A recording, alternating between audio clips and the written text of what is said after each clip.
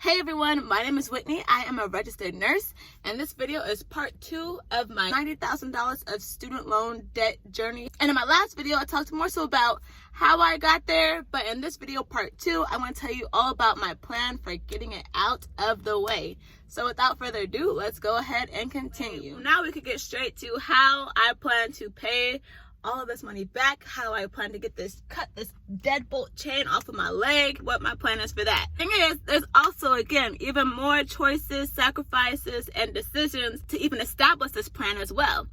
And we'll start with, first things first, is deciding where I was going to work. So for one, the biggest choice I had to make was deciding to leave the DC area. And I loved DC so much. I loved that area. That's where my friends were. That's where my memories were. That's where my relationship was. That's where so much things that meant so much to me was at. But I realized though that, you know what? When I actually looked at the numbers and saw the huge difference in pay that nurses in the DC, Virginia area make versus nurses in the Northern California area make, I said, oh, this is a big difference. Not only that, but I also did compare the cost of living as well. In DC, again, I would be living on my own or, with roommates. But even then, so in that case, it's still the DMV area, and that area is not really that much cheaper compared to California. But also, that's in comparison to me living in Northern California. You can't really count the cost of California because I would have the opportunity, so graciously and so thankfully, to be able to live rent-free with my parents at home. And that immediately just boom, just drops that number so much when it comes to the comparisons. So when I realized that and realized, okay, literally double the pay and like 100% of the living cost removed, it's like almost foolish to not go back home to California. And there's not many people that have that opportunity. It was too much of a blessing to be able to just like disregard and decide to try to rough it out in DC.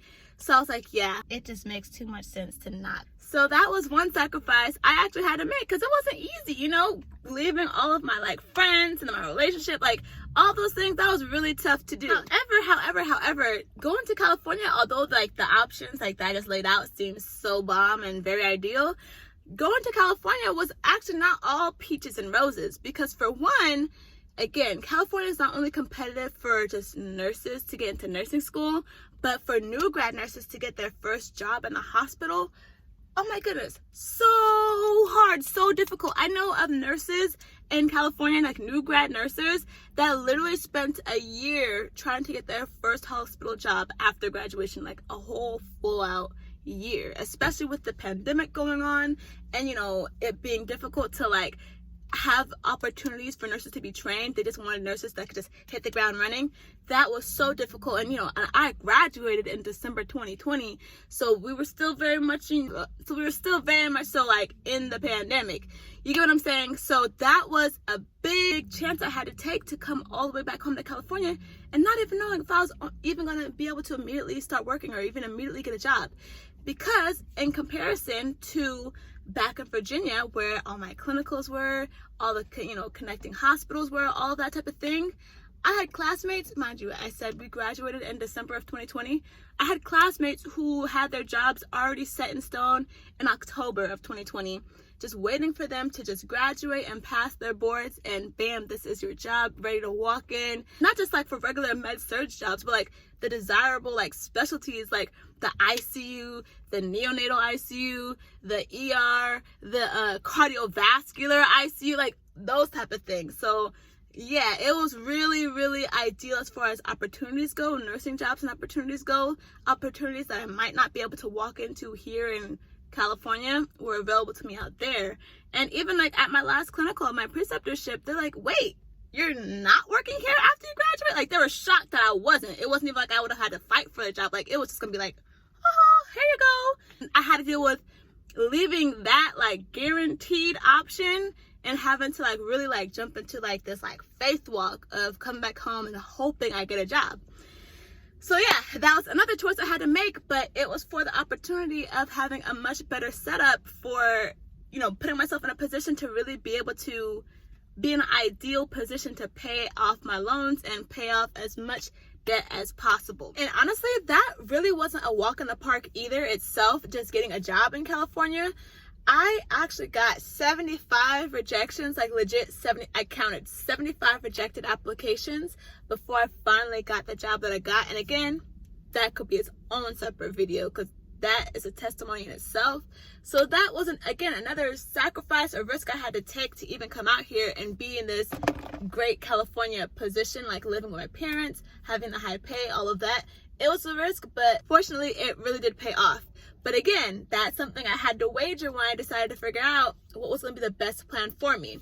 The other good fortunate thing too, though, is that at the very least I knew I had a roof over my head, by having my parents in California and having them available to, stay at home with. So that in itself, I'm very thankful for. That was definitely a blessing as well. So anyway, so with that though, that kind of just sets the scene now for, okay, what's my actual plan to play this off and how am I kind of doing that?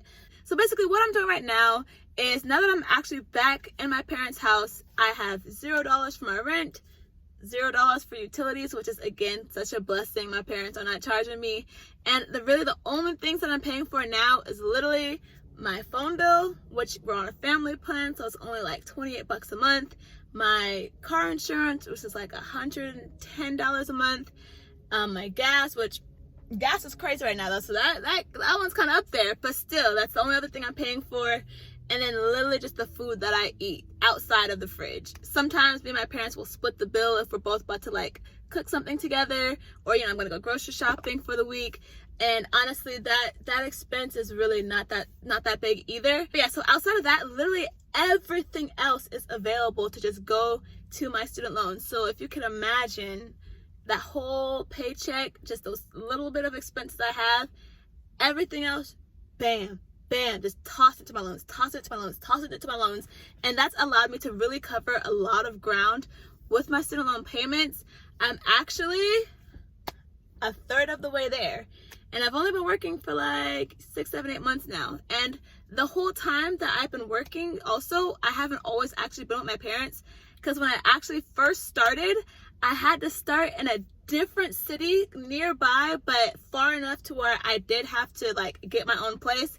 But again, another sacrifice I made was not getting my own apartment, because it was in the Bay Area. And if I thought DC was bad, no, I was in the Bay, like Tesla, Google, Microsoft Bay. So that rent was expensive. So again, another sacrifice I made again, going ahead and living with some strangers. Same setup. We lived in a house. I had my own room, my own place to lay my head at night. I literally would just lay my head there for 3 nights a week when I would work, and I would come right back home. So I only ended up paying $800 a month for that, which was actually very good for the Bay Area. And then, so total maybe like 9 something a month with utilities. But I only had to do that for just a few months before I actually got to go back with my parents. So that's why I wasn't able to save as much initially. But yeah, now that I did all that, I am just saving so much money. And then of course though, I still am enjoying life though.